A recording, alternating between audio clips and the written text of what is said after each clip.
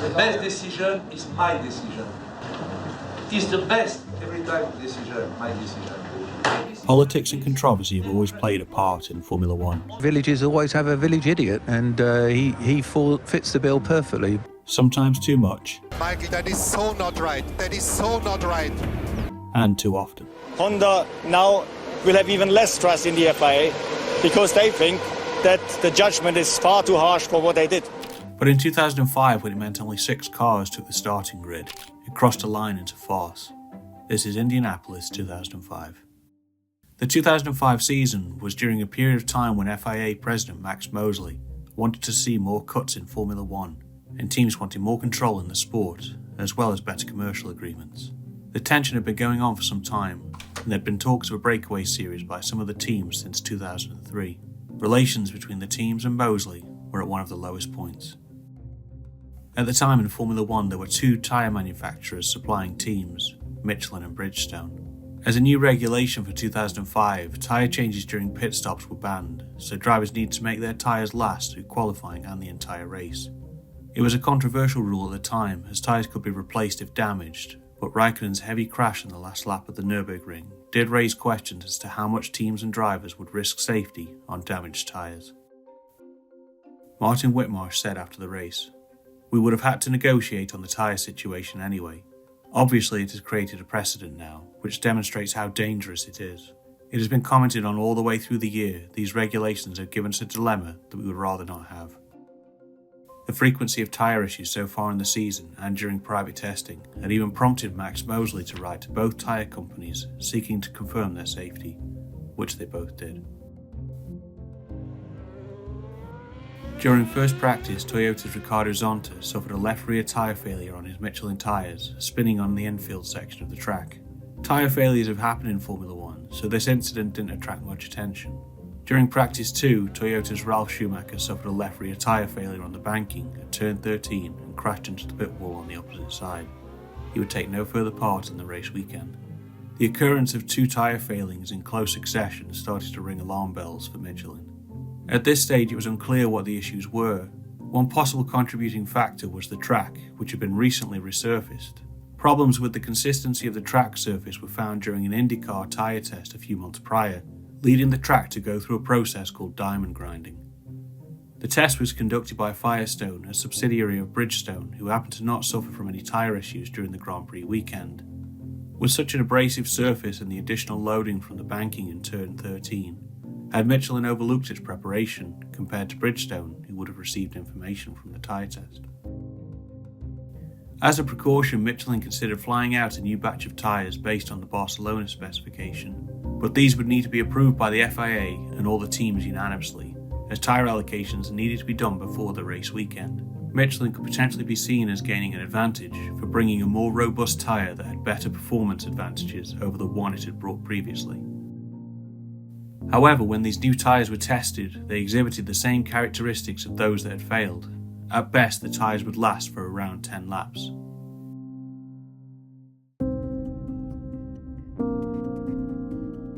On Saturday, 18th of June, Michelin's motorsport director, Pierre de Pasquier, wrote to FIA race director Charlie Whiting, confirming they did not understand why the tyre failures had occurred, and that it recommended the teams reduce their speed in turn 13. For the time being, until a resolution could be reached, the teams pressed on with race preparations by completing practice and qualifying. Minardi team principal Paul Stoddart would reflect on the events. Throughout Saturday evening, there was a considerable speculation in the paddock that the tyre issue was much more serious than at first thought. I checked with our sporting director on what developments had occurred and was told that the issue was indeed very serious and the possibility existed that the Michelin teams would not take part in the race. McLaren team mechanic Mark Priestley noticed that some used their inside knowledge to try and make some money. Hundreds of pounds were soon being laid at mind-boggling odds on things like a Minardi to score points or a Jordan to get on the podium. Normally these were almost impossible outcomes, but if no Michelin-shod cars appeared in the race, that would leave just 6 Bridgestone runners to compete.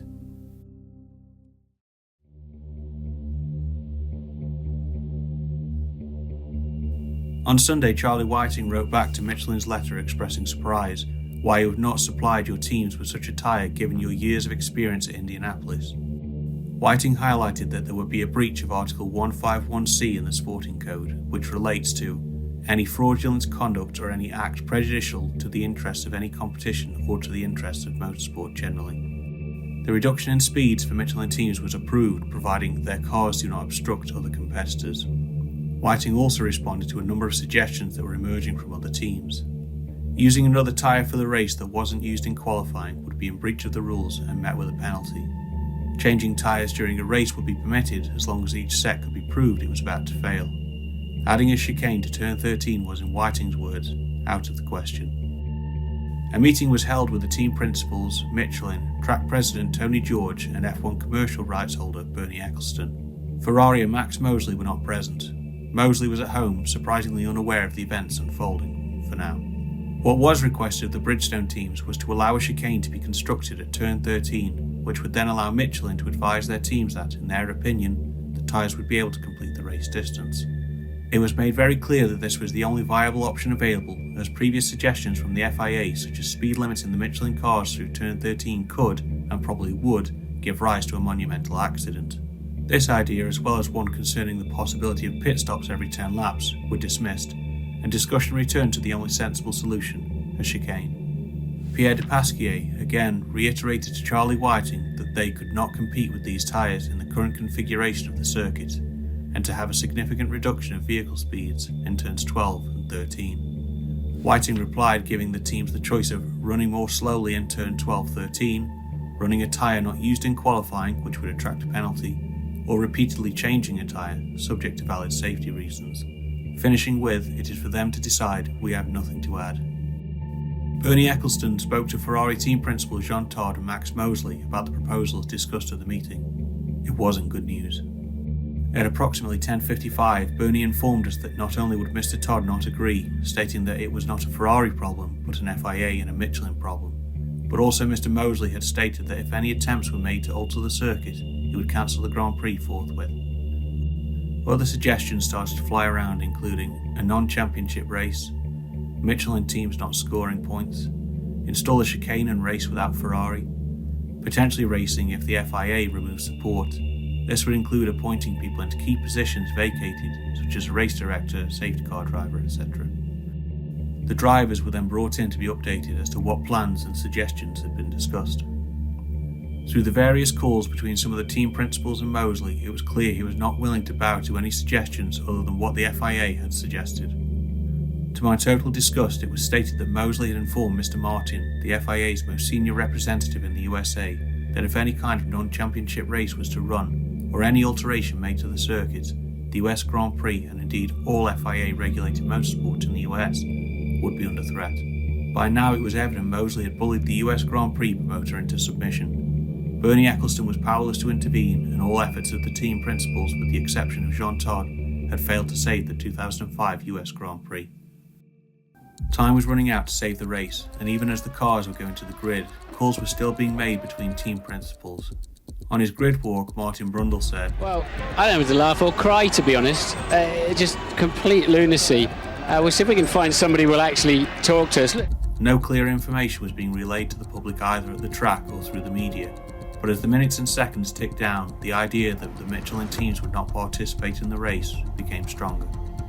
Even on the formation lap, drivers were still voicing their opinions on if they could race, hopeful something could be agreed at the last minute.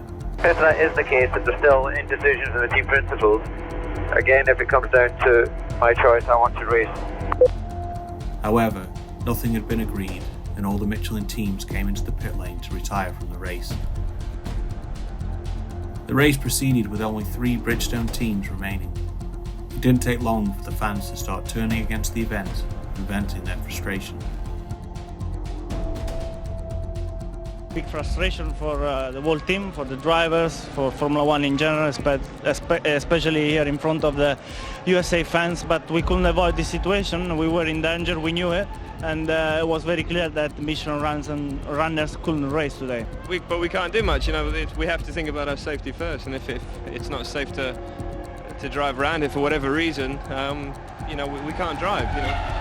That's basically it. Formula One's done some crazy things lately with the FIA interfering with regulations, etc., etc.